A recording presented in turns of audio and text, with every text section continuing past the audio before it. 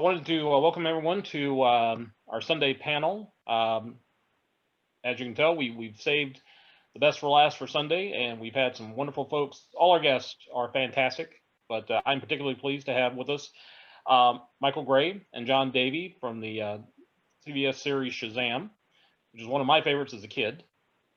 And they're going to be talking with Andy Mangels, who is probably the leading pop historian when it comes to Saturday morning television. Yeah. About their experiences working on the show. In the meantime, I just wanted to thank both of you gentlemen again for being our guests this weekend. We've heard some lovely things about both of you. We've had a lot of excited folks that have had a chance to interact with you and talk with you. And like I said, you made a lot of fans very happy. And you've also made a lot of folks little kids again. Okay. Thanks, Dan. Thank you, Dan. Pleasure to be here. Like I said, we're honored to have you, Michael. Thank you. The big question I'd like to ask you guys is, the show came out in the early 70s. I know Captain Marvel hadn't been in print for a while. You know, DC had just brought it back.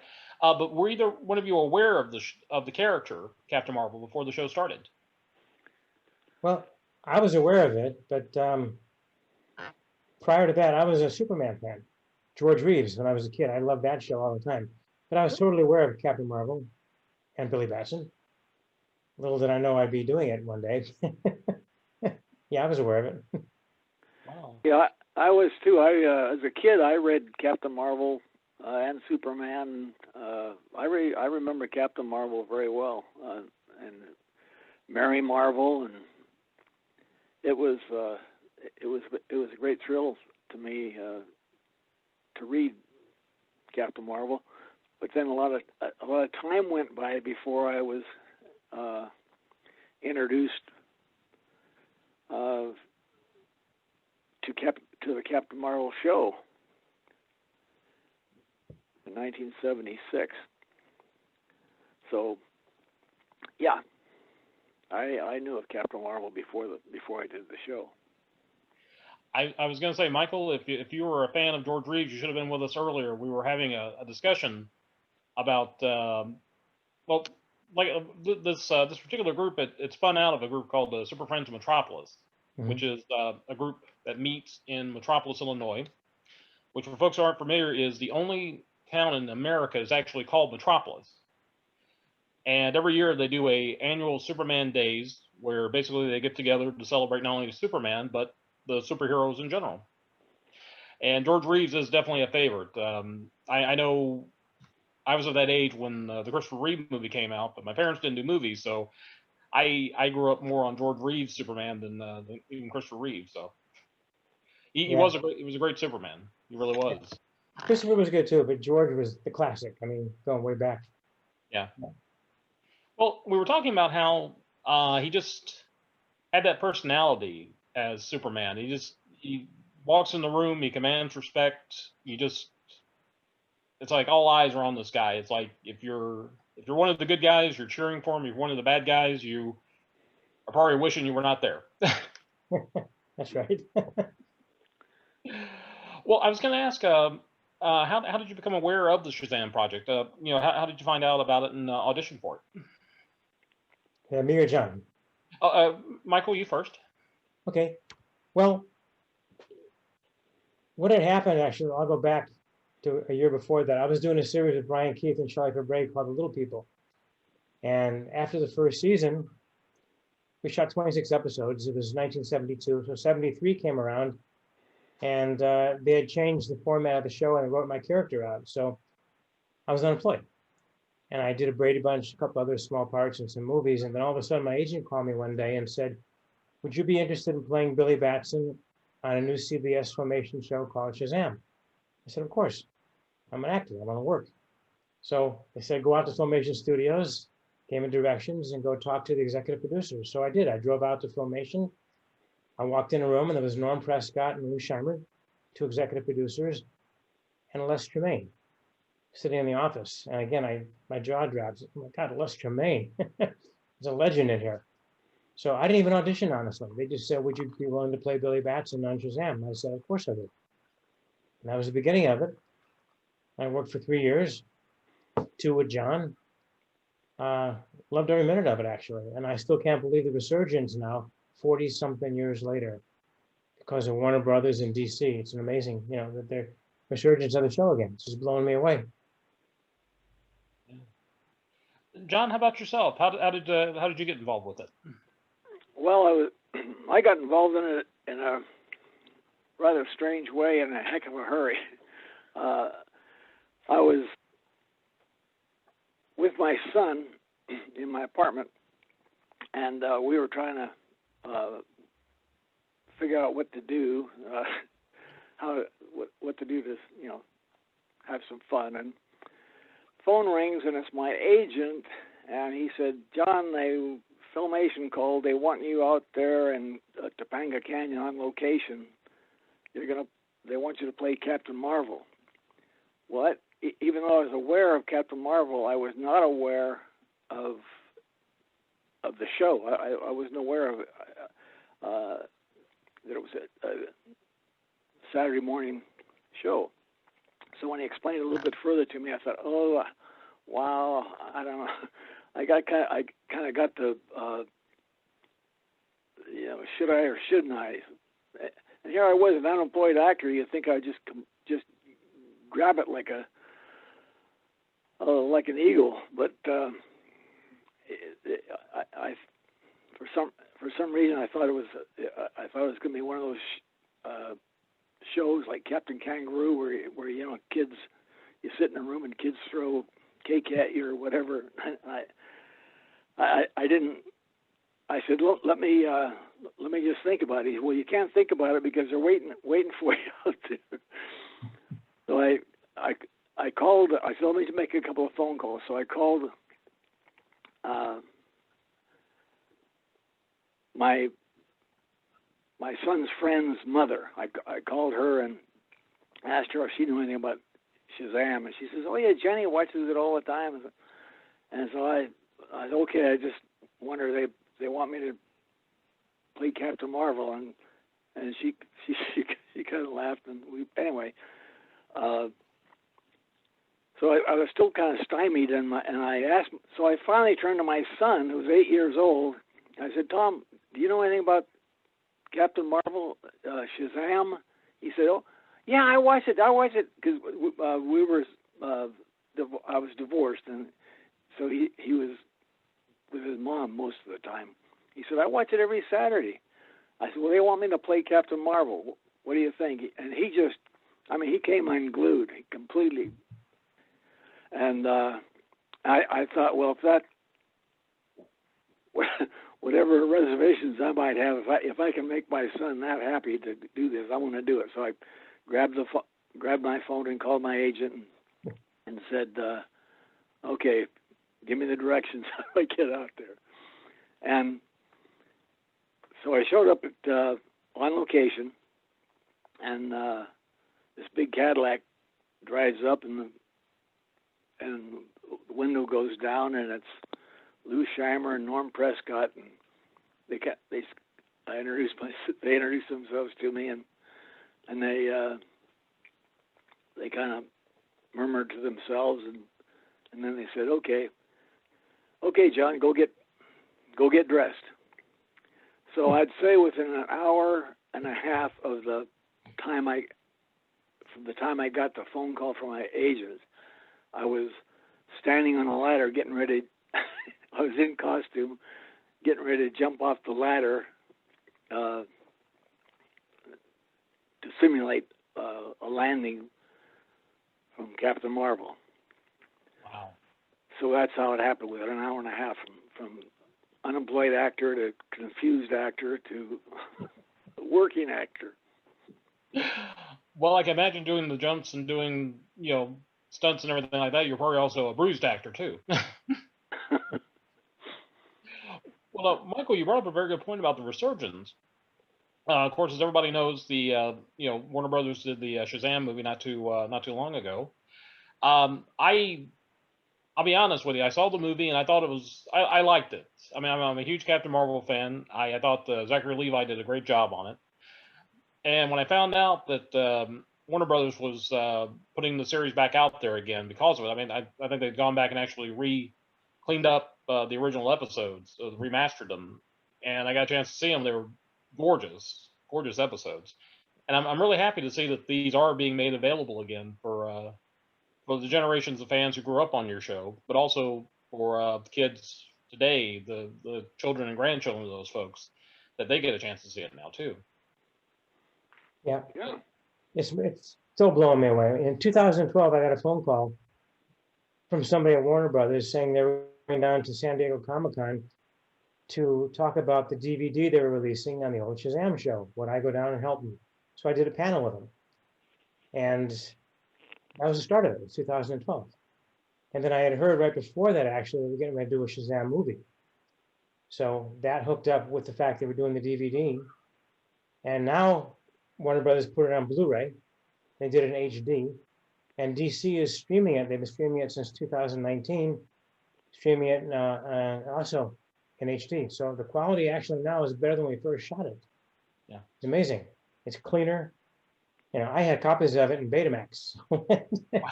Now it's amazing how clean it is. And people tell me it looks better than like they were originally shooting it. It was amazing. Yeah. They did a great job, DC and Warner Brothers. Like I said, I got a chance to see it on the streaming site for DC, and again, they look fantastic. Yeah. And plus, too, I love the fact that these are episodes that unfortunately, I remember seeing them show up every now and then. TV Land, I think, would do sporadic episodes. Mm-hmm. They did. And it always seemed like they kept playing the same ones over and over again. I kept wishing somebody would put it on the air so I could at least record the entire series. And then to have it released on DVD and in the streaming services is just fantastic. And I was going to ask, what were your thoughts about the Shazam movie that came out? What did you guys think of that? Well, I thought I liked it, to be honest with you. Zachary Levi did a good job. Asher Angel did a good job. It was totally different than the format from the TV series, but that's okay. It was more comedic. It was funny. I liked it. And John and I actually did Denver Pop Culture Con with Zach Levi and Asher Angel. So we got to meet them both. It was really cool. They're both nice guys. Asher was, I think, 16 when I met him, when we did Denver Pop Culture Con, and he's taller than me, which is no big deal. Everybody's taller than me. But still, I mean, I like the movie. And now they're getting ready to do Shazam, Fury of the Gods. Again, with Zach Levi and Asher Angel. So I'm not sure the format, how it's going to be this time, but they're going to release it in 2023. So they haven't started shooting yet, but it's going to come out again, another one. Well, I remember the original comic books. The original comics that were done back in the 40s for the Fawcett books were a little bit more lighthearted. Mm-hmm. In fact, I remember some of them were actually very funny, and I thought that kind of tapped into that. I mean, yes. Captain Marvel isn't a character that's not dark and grim like Batman. If they had tried to do a dark, grim Captain Marvel film, it would have never worked. Mm-hmm. But yeah, I think they hit the right blend. But at the same time, too, I also love the fact that it didn't take itself so seriously, and it was one of those movies I heard a lot of folks talking about. They liked it because they could watch it with their child and their kids, and they weren't going to have to worry about anything that was going to pop up that was going to be, scarring the kid for life or anything. Yeah, it was good. I liked it. Yeah. Yeah, I really enjoyed it. I actually just watched it 3 days ago. I was sitting at home, so I'm watching a lot of movies. I got to watch Shazam again. I liked it. Has there been any talk about you guys maybe doing a cameo for the second film, or was there any talk about maybe like the first one? Well, there was talk about it. I did meet somebody down at San Diego Comic-Con who was involved with the movie back then, and he told me I'd probably have a cameo back then, but then they changed some of the crew, and he was no longer doing it, so I didn't get the cameo. And there's rumors we might get it, but haven't heard anything positive, so I don't know at this point. It would be awesome if you guys did, because I know that's one of the, as someone who loves the comic book movies and comic book shows, I love it when they'll do something like that. They'll do a cameo appearance by someone who played the characters previously, mm-hmm. and it's almost become like a passing of a mantle of sorts. It's almost, you almost expect it because you almost expect them to pay homage to it, and so many of the guys who make the movies and TV shows are fans to begin with. And yeah. I figure if Garrett Morris plays Ant-Man on a sketch on Saturday Night Live for 3 minutes, and they put him in the first Ant-Man movie because of that, they got to put you guys in the sequel, I think. Well, the fans, when John and I go do cons, the fans always ask us, how come we're not in it? Some of them say we didn't go the first one because you weren't in it. And some said we went hoping to see you in it. It's like when I saw the Hulk, I was looking for Lou Ferrigno and he was in it. Yeah. He just walked across the screen wearing a security guard's outfit, but I expected it, and there he was. It was perfect. Yeah. So we'll see what happens. We could both be persuaded, I'm sure. Yeah, I love it. You know, it'd be the icing on the cake as far as I'm concerned with my Shazam career. Just, you know, just anything, cameo like Stan Lee does in all his movies, or Alfred Hitchcock. You know, I'd do anything in it if they wanted me to. I would love it. I'm so proud of the fact that I did the movie to begin with, you know, and fans still love it and they want to see John and I back in it again. So we'll see. Yeah.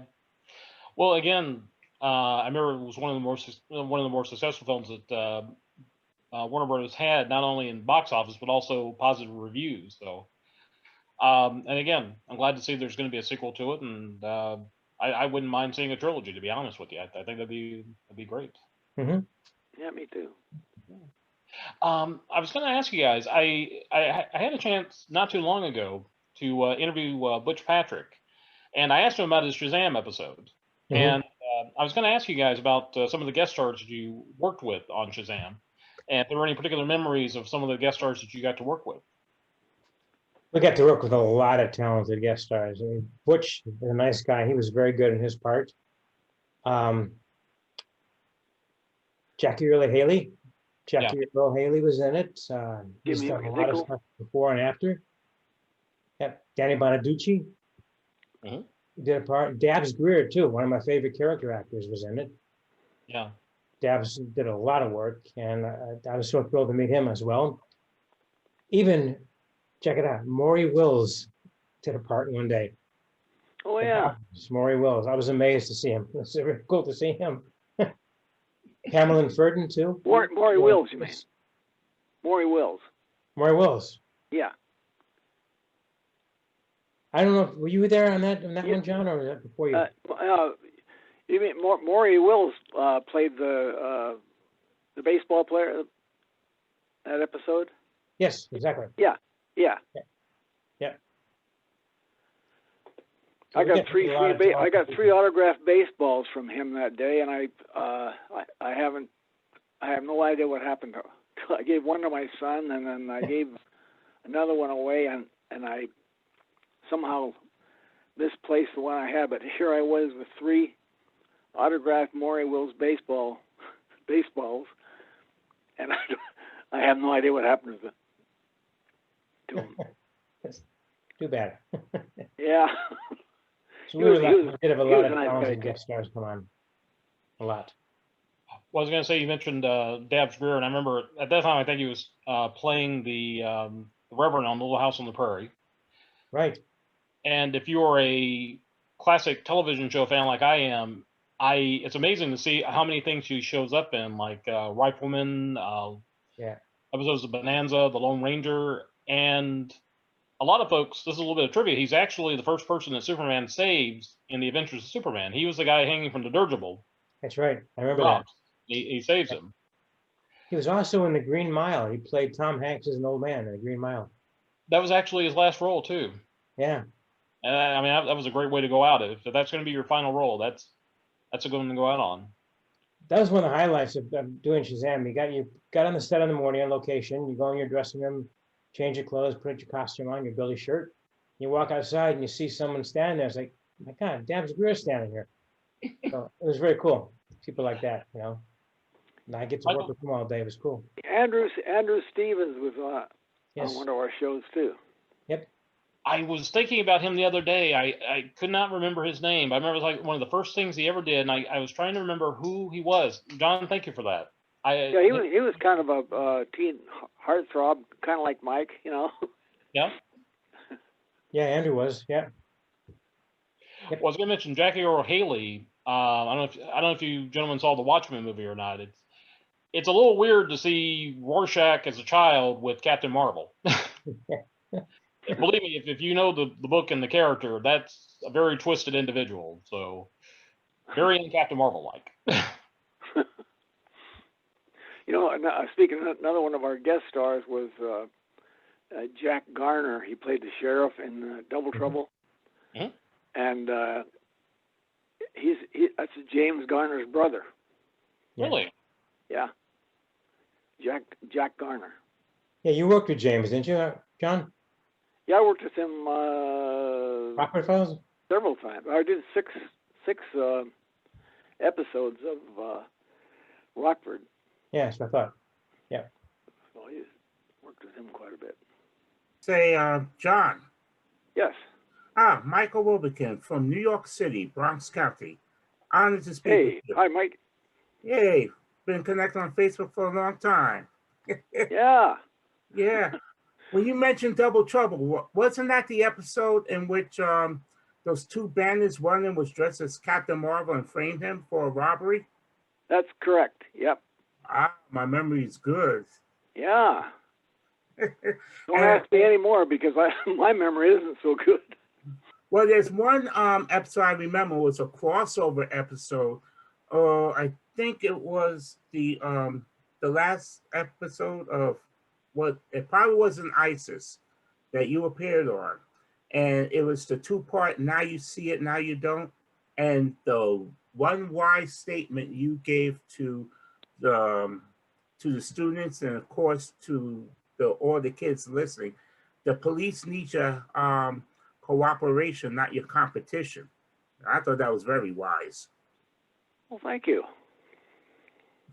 I didn't write it, but I said it. But it said it so eloquently and stressed that's an important lesson to learn. And hello, Brian, and hello, Joanna. And hello, Mr. Michael Gray, Billy Batson. How are you? Hey, Great. Brian. Hi, Joanna. What an honor. Michael, The honor's ours, believe me. Michael, and John, if you want, I can bring Brian and Joanna in if you'd like. Say again? That's up to you. Oh. Well, hang on. Why not? The last time I saw He Brian, makes he was the sitting face. next to John and I. We did the Hollywood show together, and Brian was sitting next to us. Good dude. I didn't stay long. I was not feeling well that day. I went home. I Sorry, remember that, yeah. couldn't Hey, spend the Brian. weekend with you guys. Hey, Hello, Rick everybody. Mason. I was just watching and listening. I didn't want to butt in. So, hi, guys. Hi, Joanna. Mwah. Brian. Hi, everyone. Hi, We Joanne. didn't want Hi, to just Dan. listen. Hi, everybody. Yeah, I was enjoying listening to you guys. I didn't want to talk. Well, I figured you guys might want to just say hey for a second or two, and then we can get back to the questions then. But Okay. let's Okay. do Hi, Joanna. Hi, Joe. Hi, everybody. Hi, can I say something Yeah. quick? Hi, Everyone I'm there. Mr. Cindy Gray. Lee. I'm sorry, Joanna. So may I say something quick to Mr. Gray and Mr. Davey? yes, Joe.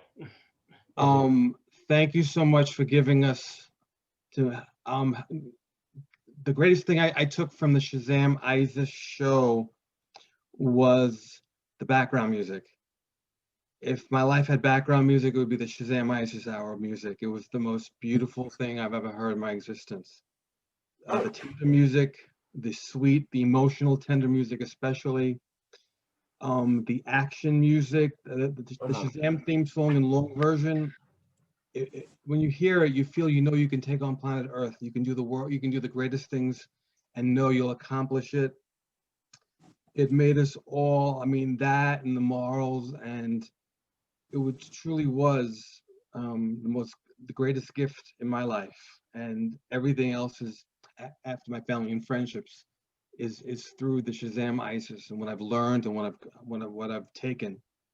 And thank you. I listen to on my digital voice recorder every morning. I listen to the music or scene from each show, and it's just the greatest gift. That it moves me to tears. The music.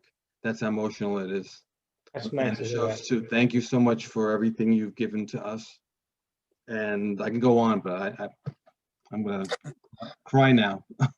Thank you. Thank you, Joe. Thank you, Mike. Very Thank nice, you, very Joe. nice to hear that. Thank you, Joanna and Brian too. And thank you. Thanks, Joel. Thanks. I was going to say Joel echoes a lot of the sentiment that I've been hearing this weekend from folks about how growing up as kids, both Shazam and ISIS, it became like their moral compass. That was where they learned right from wrong. They learned how to be fair play, how to treat other people.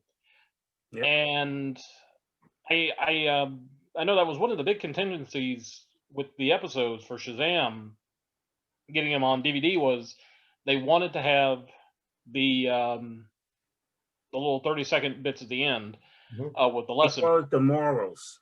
Yeah. They want to make sure that they had those. And I know they went to a lot of trouble to find them, but again, it was worth it. So. A quick apology to you, Joel. I think I referred to you as Michael. I meant to call you. You can call me anything you want. Just call me, right? Yes, I always got thank Michael you. on the brain. Well, And as long as you saved me, that's fine. well, remember now there are two Michaels in here, the star and the fan. So I They're don't know both which wonderful. you say Michael, which one you be. Oh, okay. Then I was right. Then I was talking to Michael. I'm sorry. Now I'm really getting mixed up. Yeah, Michael the fan. See what happens when you're on a phone instead of the screen? Oh wow! And I wish I could see your face, talk face to face, my friend. I wish you could too. Yeah, but I was just holding up.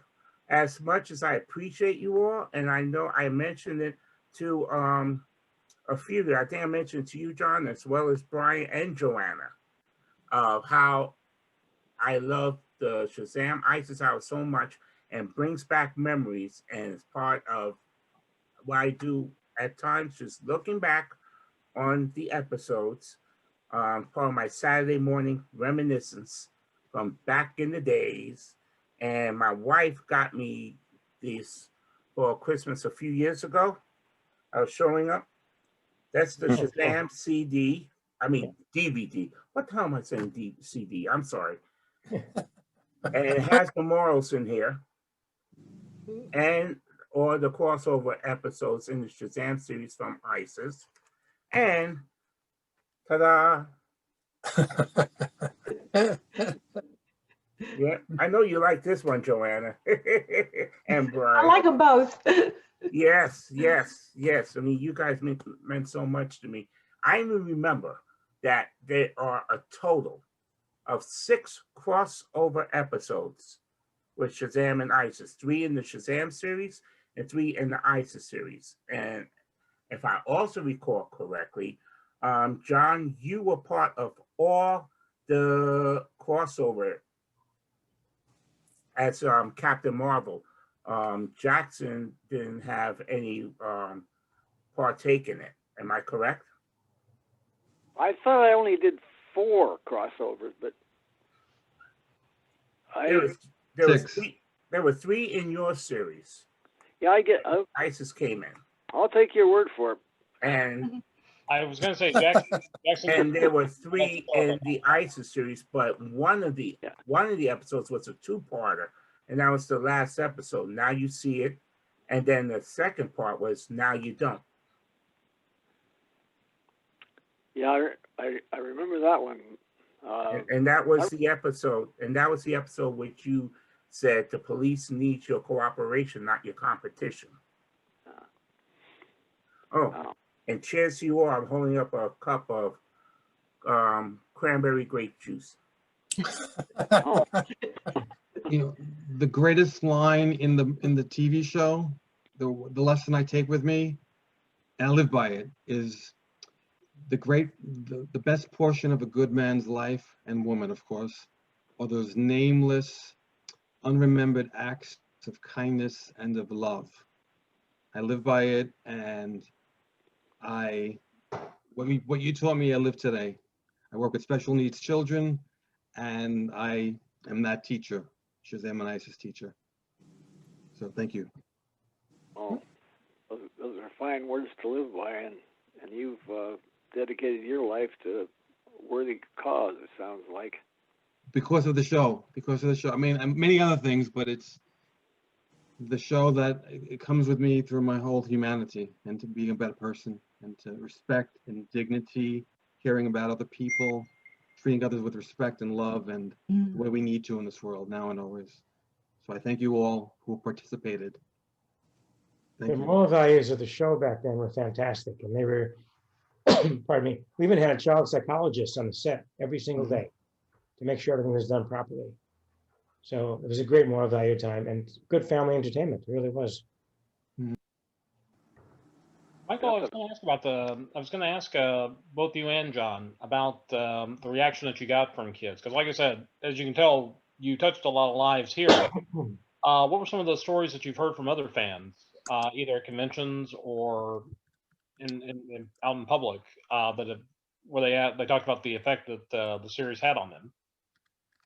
I heard every time John and I do a Comic-Con, dozens, literally dozens of people come up to me and tell me how the show changed their lives. And a lot of the times almost makes you want to cry.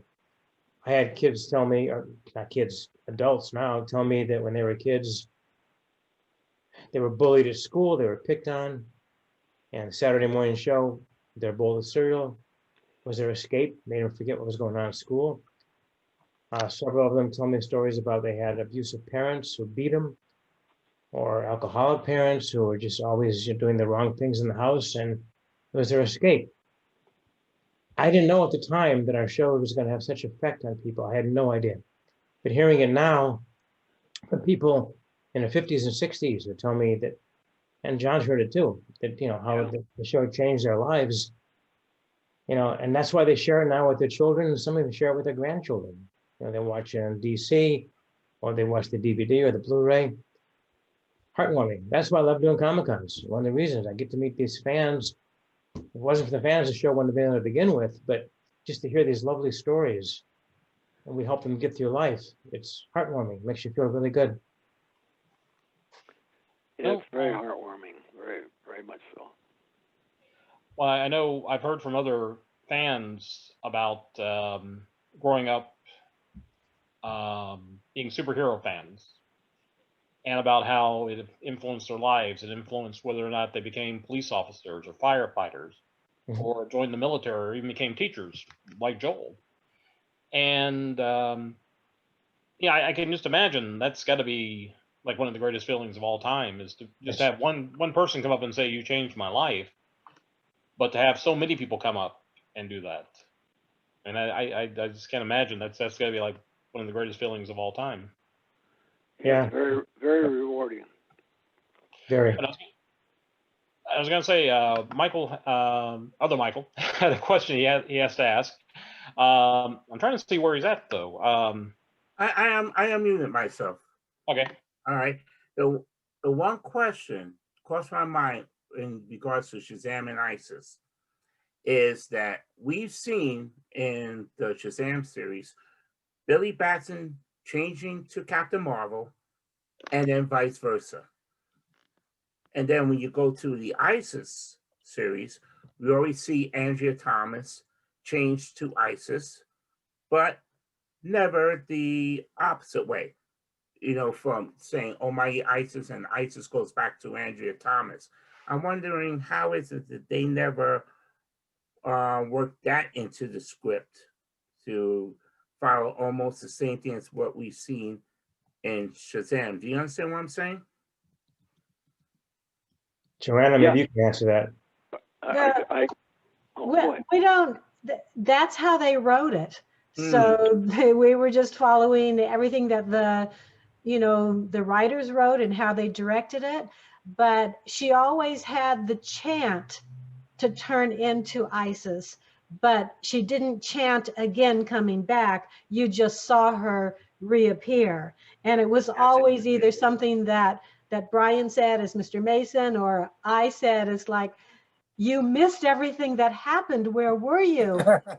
It was like, and we of course never put together that it was the same person. Oh no. Well, I was going to say, I don't think we ever actually. I think Rick Rayson came close to a couple of times, and then he goes, "No, it can't be. It can't be." Yeah. Yes, Brian, you always had a little remark. Yes. I usually have a remark about something. Yeah, it's true.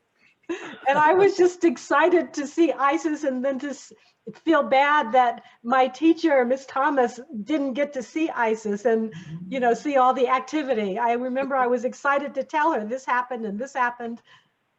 I remember those episodes in the Fool's Dare episode. Isis, am I glad to see you? They almost got me. And and what was the other one? This was one of my favorites, Girl Driver. And me being an advocate for equality, truth, and justice, when you have a girl running for Auto Club president, was that it? Yep. That was it. That was it. She has the qualifications, got my vote in a heartbeat. Right. And when you said, Isis, you put out the fire. I loved it. Right. I'll tell you a funny bit if you want to hear.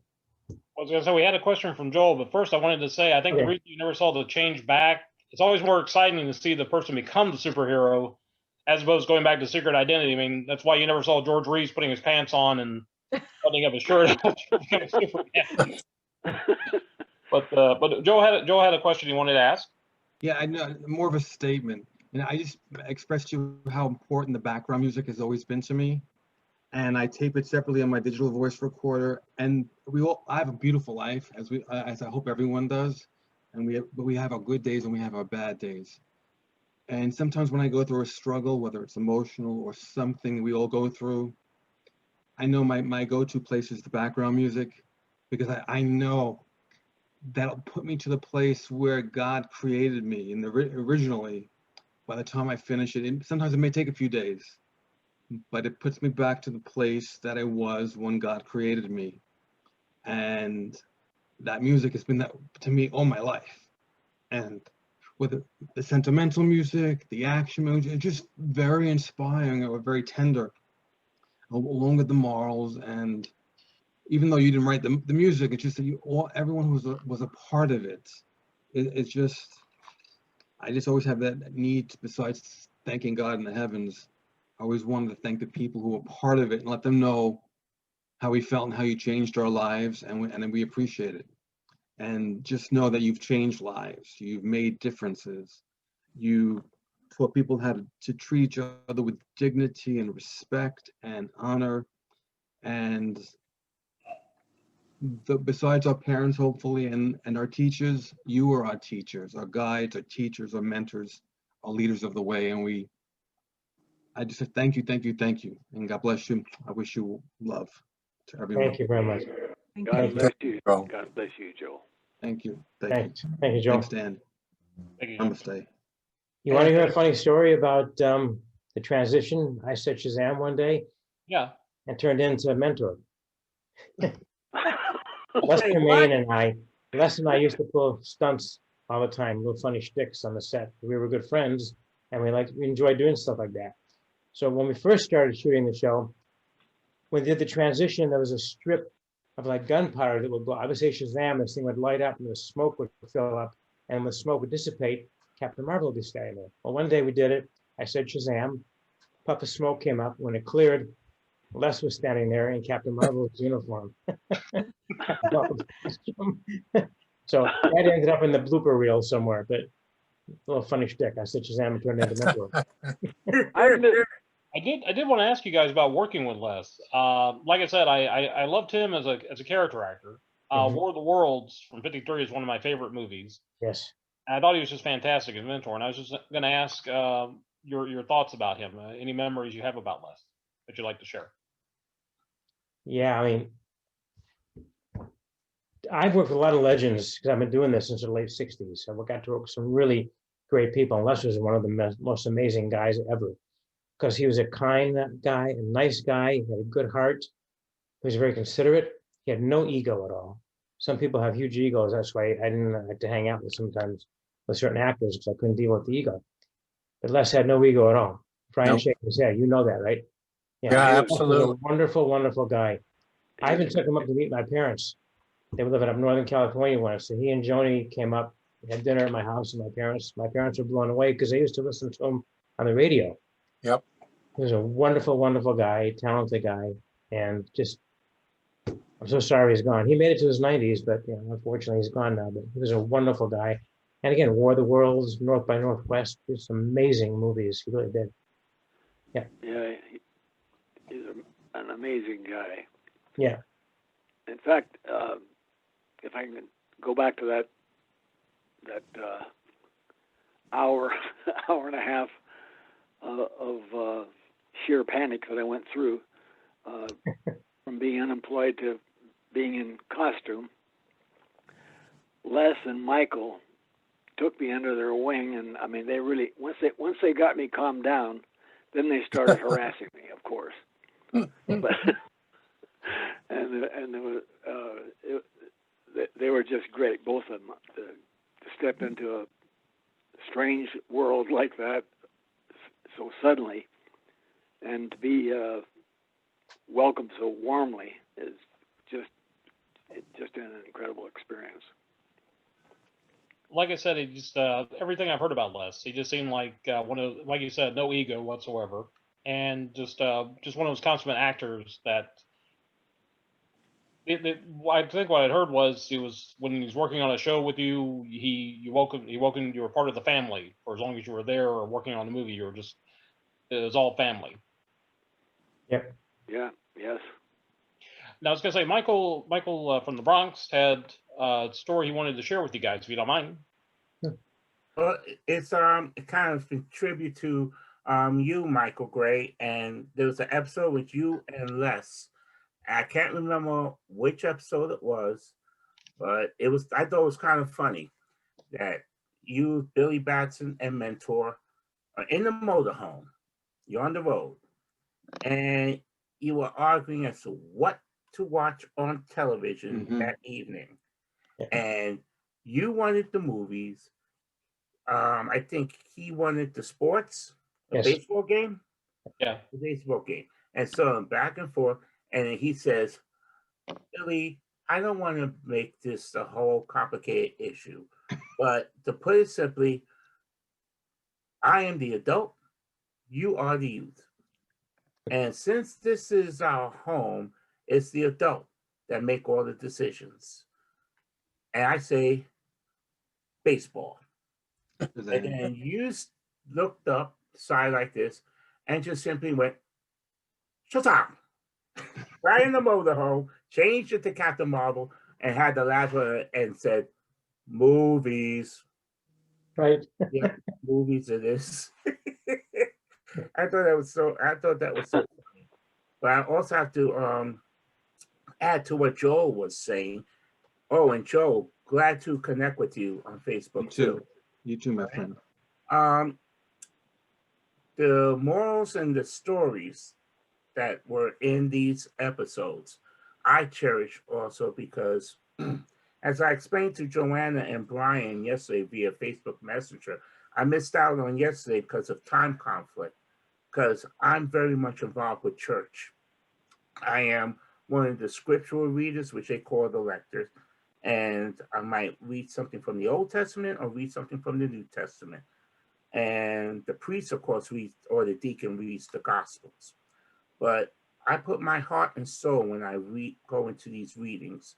And of course, the morals in the scripture are identical to the simple, basic morals that you guys have presented in Shazam and ISIS, important for children to learn at a young age and take with them as they grow up to adulthood. And even as adults, we are reminded of these important morals and virtues and the principles, especially here in America, of equality, truth, and justice. We do unto others as we will want them to do unto us.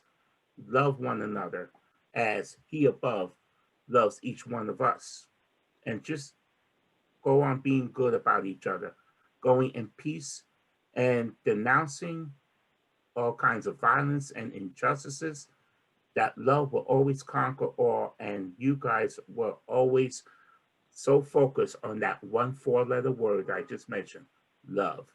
I say kudos to all of you. Thank you, Michael. Thank you, Michael. Thanks, Michael. I'd like to say too, as a paraprofessional in the DOE, when I take care of special needs children, whether I always channel my Shazam and ISIS people from the show. I channel you in a sense, and whether I give them a hand gesture or a hug or my words, I know it's all coming from everything I was taught by everyone from the show, and it's just, you know, I just want to say that's what I do. And then in the morning when I pray, before I pray, I always thank my family here in heaven and all the people that have changed my world and life. And I mentioned everyone here from the Shazam and ISIS.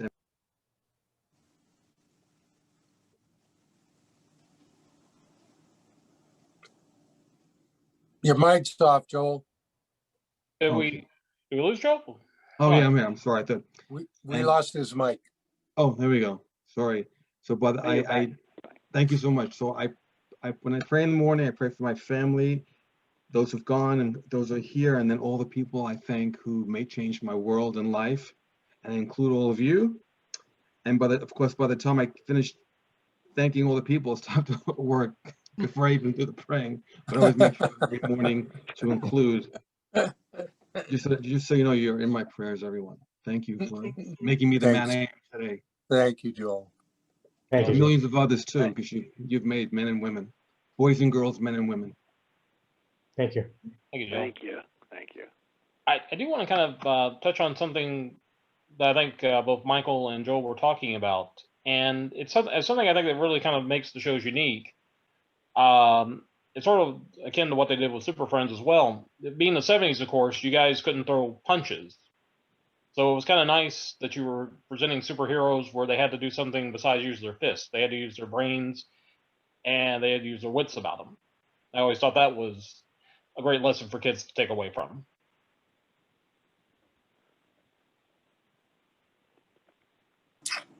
Yeah. Oh, agree. Yeah. I lost everybody for a second. Some dead air there. I agree too. Yeah. I know I'm good, but I'm not that good. I couldn't stop the room. And I've been bad about not catching questions from other folks. I apologize, but Conroy wanted me to ask you guys, Mentor, being a connoisseur of classical music, he wanted to know if that was reflective of Les's taste in music. I didn't hear what you said. I'm sorry. Oh, we had a question from one of our chat personnel, Conroy. He was wanting to know if Mentor's love of classical music was a reflection of Les's reflection of was Les a classical music fan as well as Mentor was? He was. Yeah. Les was a true Renaissance man. That's all I can say about Les. And he had the most beautiful 1939 right-hand drive MG I've ever seen. Yes. He bought it. It's a funny story, if you don't mind me butting in. We were on all the stuff we did for GTE. One day we were talking about cars, and he said he had an MG, and I said, "Oh, which model?" I love the MG. He said, "Well, I have a 1939 right-hand drive MG that I bought brand new." I said, "Really? How much was it?" He said, $900, and it was still in the exact condition that he had bought it in 1939. I mean, right, Michael? Yeah. I'm going to add to that, Brian. Huh? Les and I were invited to do a parade down Wilshire Boulevard in Beverly Hills, and we took his car. Had the top down, it was convertible. We're driving down Wilshire Boulevard in that MGTC. Yeah. It was great to be in it, and not one single person showed up at this parade for anybody else. There were no fans on the sidewalk, there were no other cars. The two of us are driving down the street in this beautiful MG, waving at people, and there was nobody there. We were laughing so hard. Whoever invited us, we said sure, but nobody was there. That was a great car, you're right. Yeah. It was a parade for two. A parade for two, and a beautiful MG, yeah. Anyway, I remember he loved that car, and then boy, it was as fresh and new as he was in his 70s, 80s, and 90s. Yeah. There wasn't a I scratch didn't even in that know. car. That shows you you learn something every day, because this is the first I've heard about that car. I wish the heck he brought that car to work one day, and I could get even for what you guys did to me. What was that? Les and I pulled, like I said, like to pull stunts. So we pulled one on John one time, which was not too smart. You're talking about an ex-Marine, heavyweight prize fighter in Captain Marvel. And Les and I decided to do something to him. So he came on the set one day with a brand new car. Was it Fiat? Yeah, it was a little X19 Fiat. Yeah. So he parked it, and Les and I said, let's do something. So we went into the prop truck. We took out a furniture rag, covered the car with a furniture rag, and put rocks, boulders, and dirt on top of the car. So John came out, looked over at his car. We wouldn't do it without the furniture thing, but still, that's when I pulled a shtick on John. What you should have done was taken one of the styrofoam boulders and put that on top of the hood, make it really scare the heck out of him. Well, I was gonna say, I'm sorry. I just said that they gave me a few anxious moments, but. Well, I was going to say we're coming close to our ending point. I did want to ask you guys real fast about some other roles that you did besides Shazam. Michael, first of all, I wanted to ask about the Brady Bunch episode that you did. Well, my agent got a call one day from Brady Bunch, and they wanted to know if I would come out and just play a part. Again, it wasn't an audition. Would you come out and play Marcia's boyfriend? So I said, sure. As after my first TV series that I was written out of, and I was free. So of course I did it. And it was fun. I played a boyfriend, but I cheated on her, and I took a date to the ice cream parlor where she was working, and she sprayed me with whipped cream. So I got creamed. It was called Marcia Gets Creamed. I was covered with whipped cream. The funny thing about that episode, the date I was with, when Marcia aimed the whipped cream can at me, she missed and hit the girl right in the chest. She got to reshoot the scene. I was going to say, fun episode. Maureen didn't have a lot of luck with superheroes because you cheated on her, and then Nicholas Hammond, Spider-Man, ended up dumping her when she got her nose broken. That's right. And I'm a huge fan of Archer. I have to ask how you got the Archer part as TV Michael Gray. Well, that's an interesting story, actually. My son was an Archer fan. He was watching an episode one night, and Archer was lying out by the pool with Lana, and he had amnesia. And he said to her, what was the guy's name who played Billy Batson in the Shazam TV series? And he went blank. He said, Michael Gray, that was his name. So my son called me and said, they just talked about you on Archer. I said, really? So I contacted Adam Reed, the creator of Archer, and I thanked him for it. And he and I talked. Adam was a Shazam fan. Next thing I know, Adam and I were talking about possibly me being on the show. So he wrote me in 2 episodes, Drastic Voyage Part 1 and 2, where I played TV's Michael Gray. And I did 2 more a year and a half ago. One called Kubert and one called Robert De Niro. I was TV's Michael Gray again. And he used to call me, hey, Mikey Mike. You know, Archer was wonderful. It was great. And Adam Reed's a brilliant writer and creator. They did the show so well, sometimes you're watching it animated, but it looks like it's live action. The artists, the animators are so talented. But I liked it. And when I do cons now, people come up to me sometimes, instead of saying, hey, it's Billy Batson, they get, it's TV's Michael Gray. I'm getting a lot of comments just from doing Archer. Like I said, it's one of my favorite comedies. And the first time I saw you on the show, I'm like, okay, are they poking fun at Michael Gray, or they actually get Michael Gray to do the voice? And I'm like, oh my God, they actually got Michael Gray to do the voice. And I just thought that was awesome. Yeah. I love that very much. It was fun. I liked it. Yep. John, I wanted to double check about this. If I'm not mistaken, one of the later roles you did was a Twilight Zone episode when CBS revived the series in '85, right? Right. I was going to ask about that because besides loving comic books and superheroes, I love Twilight Zone too. I love that particular version of the show.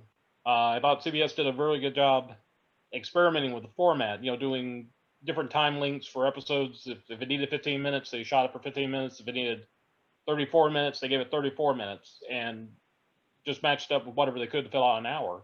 I was going to ask about working on that show, how you got that part and working on it. Oh, I just I don't think I even auditioned for that part. I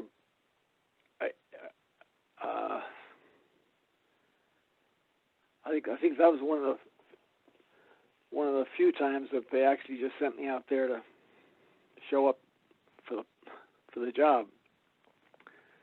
But it was a fun show to do. It was I loved the show, and to be part of it was really gratifying. I was going to ask if you remember who played your partner in that episode. You were playing Highway Patrolman, and I don't remember if you remember who played your young partner in that. Oh gosh, I don't know who that See, was. John, it's all about you. You. As it should be. Well, no, I read the credits. I saw John Davey, and I'm like, oh my gosh, that's Captain Marvel. And then I read the one playing your partner, and it's Tim Russ, the actor of Tuvok, the one who played Tuvok on Star Trek Voyager. You end up having who was it? Tell me who it was again. Tim Russ, who ended up playing the character of Tuvok on Star Trek Voyager, one of the later Star Trek series. Oh. Tim's a really great guy and does an awful lot of work. He's a very, very accomplished actor. Yeah, he's a neat guy. Musician too. Yeah. I kept reading where he wanted to get on Star Trek. He's a huge Trek fan. He auditioned for Geordi LaForge, didn't get it. I think he auditioned for a part on DS9, didn't get it. And he finally got Voyager. And he's got one scene in Star Trek. He's in Star Trek 6. He's one of the two guys in the back when Kirk surrenders to the Klingons who look at each other like, oh crap, are we really doing this? So, I'm sorry, John, go ahead. Yeah, no, I hadn't. It's interesting to find out who that guy was. I didn't know. Like I said, it wasn't exactly a starring role. It was just pretty. So I mean, my role. I mean, not Tim's. Yeah. Like I said, any time you got somebody that works on Twilight Zone, that's good enough for me. I mean, you get to do anything associated with a show like that. That's class. Yeah, it was. Oh, I'm sorry, John. Go ahead. No, whatever I was going to say, I forgot what it was. So it doesn't matter. Well, I was going to say, likewise, anytime you get a chance to talk to anyone associated with a show like Shazam, that's class too. And I want to thank you and Michael for being a part of this today. I'm sorry Andy didn't get a chance to show, but I'm sorry, not sorry. I'm glad I got a chance to talk to both of you gentlemen. Well, you did a great job. I'm sure Andy would be very pleased to know that he was well represented. Yeah. Andy's very good, and Andy's done a lot of panels with John and I, and a lot of Comic-Cons. Yeah. Andy did a great job. I loved it. It was fun. Yeah. Well, thank you. It's been my honor to speak with both of you gentlemen. It's my honor to talk with you gentlemen, and Shannon and Brian and Joanna. All of you have just been. I know you're probably saying, stop saying thank you, stop saying you're great, but I'm going to keep saying it because you guys are amazing, and we have been so blessed to have.